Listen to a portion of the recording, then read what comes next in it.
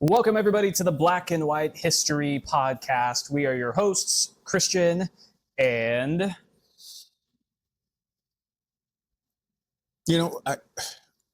There's a reason why movie theaters are dying. When your age range is 17 and 70 and us, and they run the same, 6 Coca-Cola ads for 15 minutes. Mm-hmm. I mean, come on, guys. Come on, guys. Yeah. I'm Jordan. When was the last time... We'll get into the movie, but first, when was the last time you've been in the theater? With What Is a Woman? Oh, okay, wow. So that was like a year and a half ago. So Yeah, I think so. okay, dang. Or no, that would have been Am I Racist?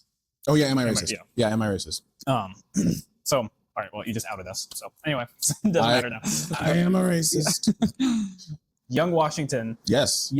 It should have been called Giga Chad, the Young Washington story. MAGA Washington.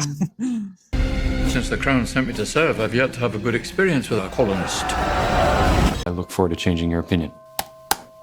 So we haven't talked about really how we felt about this. So we're kind of both going in kind of blind. It was what I was hoping it would be. The movie is very safe. Yes. It doesn't really push the boundaries. It's very, it's calm, PG-13. Yes. I was hoping, I guess, for it to be, and it's kind of, you can kind of see where they took from like The Patriot. Yes. I wanted this to be like The Patriot too. Yes. Yes. It had flavor. Yeah. It had flavor of it, but yeah, they didn't. when people are getting hacked to death by machetes and it's, ooh, Yeah. ooh, it is what it is. How do you feel about Angel Studios? I think Let's start there. Well, I think anyone trying to break into the film industry that's already established has so many hurdles against them already, just from competition with major studios in the summertime, So there's that. I like that they're trying to tell stories that they think should be told, and they're trying to do them well. They're trying with limited resources, limited people, you have limited access to what major studios do. So in general, I mean, I commend them for their attempts, which I think this is their second big movie. Well, their third movie overall. Second. Well, no, I mean, the thing is the Angel Studio catalog is actually much bigger than you think it is. Yeah, but those are Christian movies. Sure. Well, yeah. I mean, so is Young Washington. Well, I mean, sure, No. you could say. It's this kind of Christian. It's like mixing the Christian and modern day conservative wing together and everything. And so, which I mean, sure, I don't. Yeah, sure. It's their studio. People can do whatever they want. Yeah, but, if there's a niche, and then people are tired of what the main Hollywood studios are putting out, and they see a hole in the market. Yeah, go for it. And they keep making movies, so they are relatively successful. I don't think they're on track to be Fox or New Line or whatever, but who could be? Yeah, if Fox and New Line aren't Fox and New Line from 20 years ago either. So that's true. It is what it is. I mean, yeah, it is kind of we are seeing the dying breed of big budget studio movies and stuff like that. I know Supergirl has completely tanked. Yeah, that's not great. Masters of the Universe, the He-Man movie, which I actually went and saw and I liked. That movie has completely tanked. But it's kind of interesting because it's only tanked because the budgets are so high. Yeah. So if this movie made as much as Supergirl will, then they'd be like, oh, this is the biggest. Yeah, the biggest one that they've ever done. Yeah, oh, this such a grand achievement. But it's if the movie cost $200 million to make. Yeah. So it's all kind of relative in a sense. And that's the advantage that a small studio has, is that to be successful and profitable and keep making movies, you only need to pick stories. Essentially, you need to pick stories that will appeal to enough people, and then put out a good enough product that you don't fizzle out opening weekend. That's the goal. So like you said, if this movie, I don't know how much this movie costs to put out, but if the movie costs $25 million to put out and they make $35 million, that's great. Yeah, right. Sure. That's great for them. But yeah, if you make a $250 million movie, you need $500 million to. Yeah, so you have to be. It's not nearly $1 billion to break even. Yeah, it's not going to. Those days are definitely gone. Well, I think honestly, YouTube has has revealed to a mass audience, like for many years, but especially recently, like people with an iPhone and like a basic setup can make can tell high quality stories, engaging stories. You don't have to be an A-list actor to tell a compelling story. You don't need high quality, necessarily like top end equipment to make something that people will want to watch. And again, it's the budget math. Like if it costs you $200 and 3 weeks and your own time to make a 40-minute short film that 8 million people watch for free, like we saw with the Backrooms. The Backrooms is a perfect example.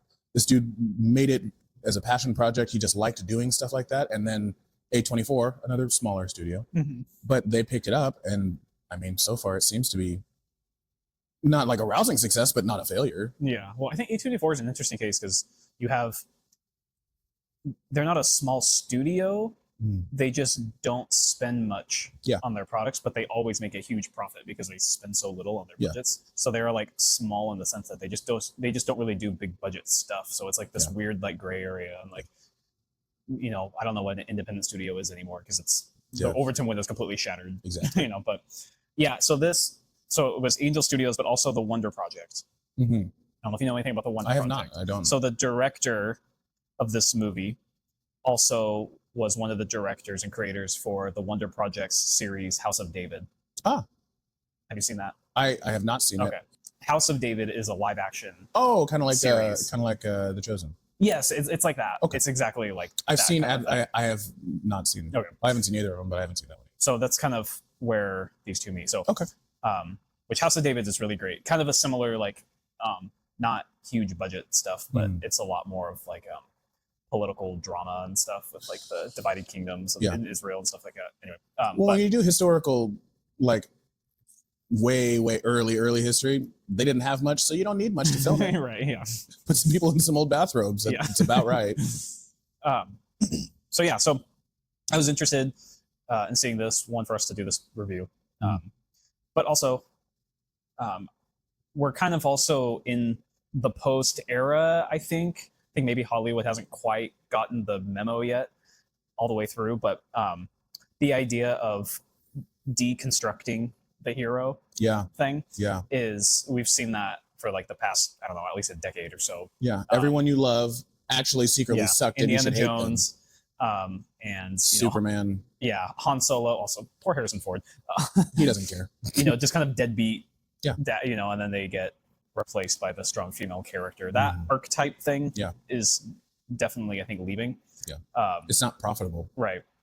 Women used to be so easy to control. There was one, I didn't see it, but there was another Robin Hood movie with Hugh Jackman. I saw that advertised once, I think. I did see people talking about how it was like a deconstruction of Robin Hood kind of thing. And so, and I was like, and I'm out. How can you deconstruct Robin Hood? He takes from the rich and gives to the needy. Like, what do you want to deconstruct? Like, he took from the rich, but then he was rich, so he took from... Like, do you have to make everything that even some people enjoyed and be like, actually, it sucked and he wasn't good? Like, yes, they were people. Even they're fictional people. They're not even real people. Like, why can't we tell a story about a dude who's just doing the right thing? Can we just tell a story? No, it has to be accurate and people are complex. It's like, well, you're not. Yeah. Because you have one setting is take the story and make it gay. So, well, I think this movie in particular, it almost feels like a response. Yeah. We're going to make him even cooler. Yeah, right. So you see how much taller he is than everyone else? He's like 2.5 feet taller than everyone else. It's like, he was taller than most other people, but like not. Yeah. Not. I mean, so yeah, I think the actor, William Franklin Miller, so English actor, saw an interview on him. He looks like it. Yeah. So he's an odd looking person. I mean, not ugly. I mean, who am I to judge? He looks like a discount Robert Pattinson. Yeah. He does. It's the cheekbones. Yeah. And he has a weird shaped head. Sure. He has a pronounced forehead. So, but he's tall, he's lanky. Yes. He kind of fits. And he has blue eyes. Yeah. You're George Washington. Yep. But he honestly, he did a great job. George Washington is a larger than life figure, and The only person I've seen do him really well, actually, I haven't seen very many movies where anyone tries to even be George Washington, is, oh goodness, what's his name? David Cross? No, not David Cross. That's the different guy. I'm thinking of a different David. It's not David Cross. I would see that. Oh my God! We're having a fire sale! Oh, the burning! Ah! David Morse. David Morse, not David Cross. No, David Morse is the only one I've seen do a good job. Yeah. Number one, he looks exactly like him, but number two, he just has that that bearing. And I think this actor in Young Washington he did that, where he's more reserved. He's not bombastic like the other British officers. He's trying to emulate them, but he's not becoming them, like in his mannerisms. So I think they did a good job in portraying him that way. And that he is a distinctive looking character. He's physically taller. Right. He doesn't look like everyone else, and he doesn't act like everyone else. So I think they captured the spirit of that really well. Yeah. Like I said, this movie is safe. I would recommend it. I'll say I liked it. Yeah. We enjoyed it well enough. I did like it. It wasn't... So basically, this whole movie is about the British Empire, pre-Revolutionary War, pre-presidency, pre-America. 1755 or whatever. So it's the start of the French and Indian War, or the 7 Years' War, where trying to figure out what to do with this big land called the Ohio, which covers like basically the whole Rust Belt plus some. So they realize that the French are already planted there and have this big fort. And there's this big dispute on who was there first, who shot first, kind basically. of thing. And then you have these different native tribes that are siding with both the French and the British because, they don't like each other. And also they're promised something. There's a bunch of like politics within politics within politics is basically kind of that. So they don't really get deep at all in that kind of thing. No. Which is fine. It's because it would be too complex. Yeah. And that's not what the movie's about. So for that, I like how simplistic it is. Yes, and that's like, if I had to put a label on this movie, how it portrayed the story, it would be simplistic. Yeah, and not in a bad way, but in a way of this is a complex political, diplomatic situation. It was fairly faithful to the historical events. Like George Washington did kind of just force his way in there and be like, I could do it, and they're like, sure, whatever. I guess we're not going to send one of our guys. So it was fairly faithful to the historical series of events where they're just like, okay, I guess you can go, since you say you have these maps, you are a surveyor, you have gone out in here. Yeah, right. He gets hired to survey the whole area because no one's really been out there. Because Kelsey Grammer owns 2 million acres. Yeah. So yeah, but it's a super complex, between tribes, between nations and tribes, between nations and nations. It's very complex and very tense. And they hint at that enough to say this is high stakes, but they don't get into the weeds of but they're going to do this and they're it's because a general audience who they're trying to appeal to doesn't necessarily need to know the details. They need to know this is George Washington and he's doing some wild stuff. Let's see if he wins. And I think they did that well. So after that, there's the whole idea of, he gets sent back out, George Washington, to try to get the French to leave. And so they're like, well, we're not going to leave. No, so, we have a fort and you have 80 guys and you're not even in uniforms. What do you think? Right. So they go back and then they're going to try to, intimidate them. But then there's the whole who shot first thing. So which is a real dilemma, where you don't know if someone in the French shot someone, one of the British guys, or one of the British, or if, what exactly happened. Basically, they're kind of spying on them, trying to figure out what to do, and then that happens, and then it blows their cover, and then this huge fight happens, and then the French general, whatever, I don't know what it is, mustache man, fat French mustache man, he ends up getting scalped. They found the most French-looking Frenchman to play this. I am a French general, and I do not like you or your Indian people. It's all right, he almost twirled his mustache, almost that's the bad guy. He was like a 40s Batman villain. He was come to life. He was, but sure, again, simplistic. Right. He's very French, and he's not nice. And so that's fine. Because for our purposes, for the story purposes, that's really all you need to know. They're the bad guys and we're the good guys, and that's what it is. So yeah, so after that, that basically sparks this entire war that happens, and that's kind of what the movie's about. But I wasn't sure how long the timeline was going to be. I was thinking maybe it would be the whole entire, because this, it's called the 7 Years' War. Yeah. But you only cover like the first 6 months of it. Yeah. Basically, and so there's a whole redemption arc where he fails and then he has to find himself and this whole thing, and then so he does a footloose anger dance, breaking the stools, and oh no, but whatever, sure. So then he gets rehired to be the colonel, yes, and stuff, and so then he leads an army to win this battle, and then he ends up reclaiming his glory, and that's where the real legend of George Washington really begins. Is that basically at the end of the movie? Yeah. So that's kind of where it leaps off, and so it's basically what it's about. I'll say like a couple things maybe I didn't like when the French general gets killed. This is kind of like one of those things where it's like, I feel like you could have done more with this. Yeah.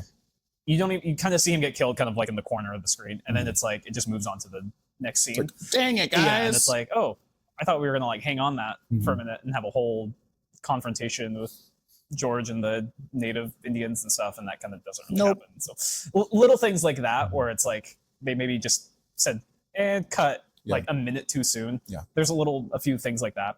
Sometimes it's the script is a little it's a little clunky, it's a little ham-fisted. Just like, do you guys see that? You remember that from earlier kind of thing where he has a brother named Lawrence that he lives with, teaches him, he's basically the Yoda. And George is, the Luke Skywalker. Yes, which is historically accurate. Sure, yeah. He's giving him all these like, don't use your mind, that way you don't have to use your sword, kind of stuff like that. And so one of them was when he says, well, even a pawn can take down the king. Oh. And then like, which is sure, that's fine. Core memory implanted into George Washington. And then his mom basically says, oh, you're not going to be able to stand up to the king. There's like that scene. Yeah. And it's like, you could have like just moved on from that. Maybe have him like kind of smirk and think about it in his head. But instead he has to go basically look at the camera almost be like, even a pawn can take a king, Mom. You're never going to win, George. Yeah. So a couple things like that where I was like, I don't know. Then at the end, and then like when he's about, it's like, oh, Mom, I'm having a crisis. I suck as a military leader because I'm not a military leader. I'm literally just a surveyor, and I really want to be an aristocrat, and I got a bunch of people killed, and I should probably not do that again. And she's like, even a pawn can take a king, George. You're right, Mom. My dead half-brother did say that to me at the beginning of the movie when I was 12, and you weren't in the room to hear it. Okay, all right. Simplistic. Very, very safe, simplistic. Yes. A couple things maybe felt like they had to do some historical check marks. Yeah. Like, oh, well, this thing happened in his life, so we better do that real quick. So like the part when he gets like dysentery or whatever. Yes. And it's like he just like passes out. I thought that was hilarious because it's like this big epic battle scene, and every so often it'll do like shaky cam, like, oh, George Washington is like. It's not really built up. It's like he starts feeling the symptoms, and then 10 seconds later, and he's like coughing, and so it's like. But the nurse mentions dysentery, and it's like, I know what dysentery is. It's you're pooping yourself to death. And he's not like, oh, I'm shitting my pants, General. It's like, it's like he has like just the flu. Yeah, it's like he has a flu. Yeah. And it's like, no, his breeches are soiled. And he's running around just. But yeah, so there's not really any build up to that. It just happens, and then he's he sick just today. Awakes from it. Yeah. When the plot armor kicks in. Yes. And then it just goes away. So it's like, did they just feel like they just had to put that in? It was almost like they forgot to add that. It's like, oh, remember he was sick. Yeah, and they're like, oh shoot, we better reshoot this part so we can show that. Yeah, and it's one of those things where if you again, and we were talking just briefly, like you have to thread the needle between you want to appeal to a wide audience. 4th of July weekend, it's George Washington, it's a cool whatever. So you have to thread the needle between a general audience who does not know what happened before George Washington won the Revolutionary War and was president. They just know his name because of school, and they don't know or care what happened before that. And then you have the historical buffs who've done a podcast on their own free will about the French and Indian War. And like, so certain people know these facts, like, yeah, he did this and he did that and he had dysentery the whole time. And if you didn't mention it, then we would know that you didn't mention it just because we know it. And I think because it is both historically true and kind of like, it's almost like a Hacksaw Ridge kind of thing, where it's like you were telling the story, but you're layering so many like, and then he stood up in front of a bunch of people and didn't get shot, and there's bullet holes in his coat and his hat, and they didn't touch him. And it's like, that is true. And if you tell the story like that, you start to lose people and when you film it and portray it and put the music behind it in slow motion through explosions, Right. it makes it hard for people who don't understand that is basically what happened. It makes it hard for them to suspend their disbelief, and you're like making Captain America George Washington. Yeah, right. So I think It's a hard balance. it's really hard, and I think overall they did well. Well, I think part of the problem with that too is like no matter how historically accurate you want to make it, there's still going to be videos and podcasts. Oh, Historians going to be like, well, actually, like the field, the planes didn't look like that, Yeah, or yeah. he wouldn't have that many buttons on his, or just like whatever. So yeah. it's like there are those people too, where it's like, okay, do you want to watch a documentary? Yeah. Or do you want to watch a movie? Yeah, you clearly already watched the documentary. Yeah. So- You made a documentary, right. so I'm not sorry. real picky about that kind of No, stuff. no. Obviously, like, don't be too creative. Yeah. Like be in the right area of the map that you're in, Mhm. and like actually have people there that were, Yeah. that were real historical people involved and stuff. But which they did. yeah. And That's what I mean. That's why I'm like, Yeah. I'm satisfied Yeah. with what they did here. so for me, like I said, I overall liked it. I enjoyed it. The kind of like half B plot of his romantic thing in the middle, I'm like, in the beginning, in the middle, and it's like, I can see what they were getting at, and I can see why they didn't skip it. I think because they're trying to establish he's really trying to break into the aristocracy, and if you marry this this girl, that you'll be elevated, because that's Who's what not Lawrence did. Martha Washington. It's not Martha, so we knew from the beginning this wasn't going to work out. But Mhm. like, Which is fine. I thought that was her until she said her name. yeah, I later did. on, I'm like, because I was like, and then I was like, oh yeah, no, that wasn't until way later. No, it because was- they it never was- had children together and stuff. So yeah, it was way later, and yeah, so so it's setting up like he is ambitious. He's trying to get into the social game as an outsider, and then like it all kind of collapses in on him on the same day. Mhm. It's like you lose your girl, and then you're like, Yeah, you- right. all this stuff, and it's like, I think the movie could have done without it. It could have told that story just from, hey, you are given this chance to lead this military expedition and you fail, and that's enough of a social hit that you didn't need to include that. But also, again, the general audience, you have to, So yeah, I'm okay with it because I think I didn't hate it, but otherwise he's just like with all these generals and soldiers the entire movie, and so it kind of like in an attempt to make him less one-dimensional, yeah, give him a love fair. interest That's there. fair. Now you can see the more softer, Mhm. sensitive side to him and try to like relate to him better, I guess. you Yeah, know? So yeah. He did have wandering eyes, like, sure, yeah, because he's like towering over this poor girl, and he's like, yeah. yes, no, lovely, yes, of course. Oh, dance, yes, certainly. So yeah, and then the actual battle scene, it was a little Captain America. It was very Patriot. It I mean, was- they even got the slow mo and everything. Yes. There's the scene like in the Patriot when Mel Gibson is like on his knees and Cornwallis Mhm. is behind him and he goes to slash and it's like the Matrix perfectly like dodges it, so there was like a couple of that. He did like a tuck and kind of stuff, roll. yeah. He was riding on the side of the horse. Yeah. And it's like, again, you have to convey that he ran through this battlefield and somehow didn't get obliterated. So crazy stuff had to have happened for that to happen. And when you portray it visually, it's like too good to be true. Yeah. But it actually Right. was. So I don't know. I'm not sitting here saying that another director or another studio could have done that better. I don't think there's a way to tell Well, unbelievable stories in a way that's believable, because they're unbelievable. So you're kind of stuck. I think they did very well. I think for me, I'm like, all right. He doesn't need to do the ninja roll. Like, all right. And then he gets like vaporized by a cannonball at the end. Like, oh, okay. So whatever. He doesn't actually get vaporized by a cannonball. No so- spoilers. He wins and becomes president. See episode 1. Yeah. Yeah. I will say I was surprised. I mean, we went to like the first showing Mhm. this movie even had. But I was surprised at how full our theater was. So Yeah. They brought maybe all there's 3 homeschool co-ops to the theater. I know we kept like people watching because I didn't think about like what kind of people would be coming into this until I started seeing them, and I was like, whoa, there's a lot of like old, just boomers here, and then I thought it was just we were going to be like the youngest ones there. And then I know you called it like a couple homeschool co-ops started like trailing It in. literally was like a class. It was like of that students. or like a high school TPUSA chapter. Yes.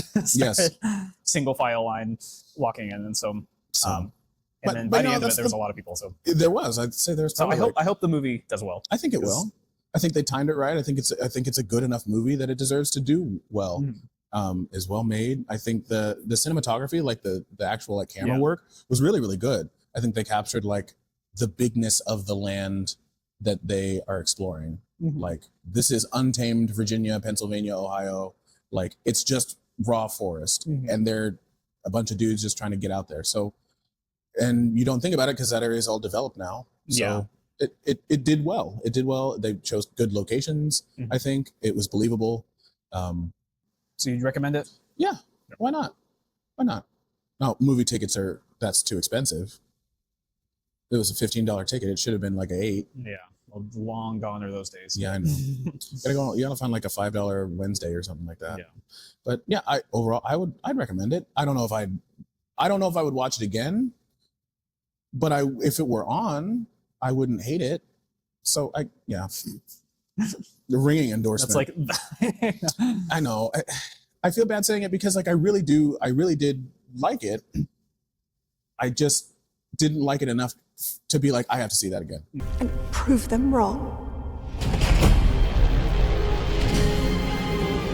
In theaters July 3rd. like and subscribe. We'll see you next time.